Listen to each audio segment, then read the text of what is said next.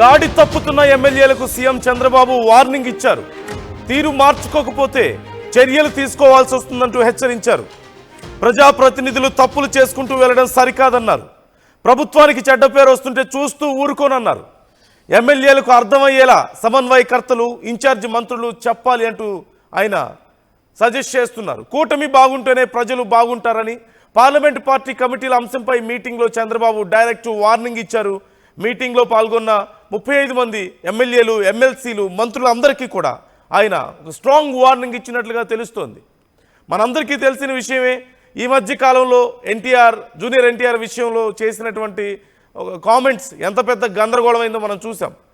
అలాగే గతంలో కూటమి విషయంలో కూడా జనసేన నాయకులు కొంతమంది మాట్లాడడం, ఇటు టీడీపీ నాయకుల విషయంలో, అలాగే జనసేన గురించి టీడీపీ నాయకులు మాట్లాడడం కానీ, ఇలా చాలా సందర్భాల్లో చాలా అంశాలు కూటమి ఫ్రెండ్షిప్కి ఇబ్బందికరంగా మారుతోందని, అలాగే బయట ఎమ్మెల్యేలు చేస్తున్నటువంటి కామెంట్స్ ఇప్పుడు తలనొప్పిగా మారాయి పార్టీకి అనేది మనం చూస్తూనే ఉన్నాం. జూనియర్ ఎన్టీఆర్ విషయం ఎంత పెద్ద గందరగోళమైందో మనం చూస్తున్నాం. ఈ నేపథ్యంలో ఇలాంటి కామెంట్స్ ఎవరు చేయొద్దు అంటూ చంద్రబాబు వార్నింగ్ ఇచ్చినట్లుగా తెలుస్తోంది.